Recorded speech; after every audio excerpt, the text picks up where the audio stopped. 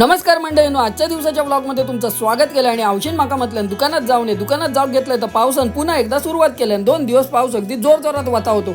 दुकानात गेला आणि भावाशिक म्हटलंय माका अर्धा लिटर दूध दी. भाव सध्या थंडलेलो हा. ह्यो व्हिडिओ मंडळींनो 2-3 दिवस अगोदरचो. आपलं जुन्या कंपनीतलो भाव आपणाक भेटा किल्लो. परत एकदा आजच्या दिवसाकडे वळाया. औषध दूध आणून दिले. औषध दूध गरम करून घेतल्यानं आणि आमच्या गॅलरीमध्ये पावसाळी वातावरणात अगदी थंड गारेगार वातावरण असतं. कसला भारी वाटता. खिडकीत जाऊन बघलंय तर अळूची पानं पुन्हा एकदा रुजलेली आहेत. मागे एकदा कापलेलं, त्यानंतर पुन्हा एकदा त्यांनी दणकावून सुरुवात केल्याने आणि अळूची पानं आमच्या घरात आवडीचा विषय. औषधीची सगळी कामं झाल्यानंतर खाली गेले आणि पपीक घेऊन वरती जेव केलंय आणि गॅलरीत जाऊन बघते तर ह्या रे काय आऊस मोबाईल मध्ये व्हिडिओ बघता आणि एकटीच नाचाचा प्रयत्न करता. कसा नाचता बघा, त्याचं अजिबात लक्ष नव्हतं. मग आम्ही वाईस गजाली मारलो आणि बसलो जेवणात. आज माझ्या लहानपणीच्या भाषेत म्हणजेच नाण्यांची भाजी. मी जेव्हा शाळेत होतोय तेव्हा औषिकनी सांगाय की माका नाण्यांची भाजी होई आणि आज सोबतच चण्याची भाजी आणि चपाती सुद्धा होती. 3 झाल्याबरोबर घराकडे येले आणि देवांका नमस्कार करून देवांचं दर्शन घेतलंय. माळ्यावर जाऊन बघले तर आऊ सगळे पीठ मळत होती आणि औषिक विचारला आज कसलो बेत गोता. औषिक म्हटलं की आज आलू पराठे असत. मी झालं एकदम खुश. जंबुराच्या घराकडे गेलोय तर वहिनी होती. वहिनीक म्हटलंय काय वहिनी, तर वहिनीन तुमका हाय केल्यान. बाईक विचारलंय बाय काय गोत म्हणता. ह्या बा काय करता. तेवढ्यात जंबुरान पाठ फिरवल्यान.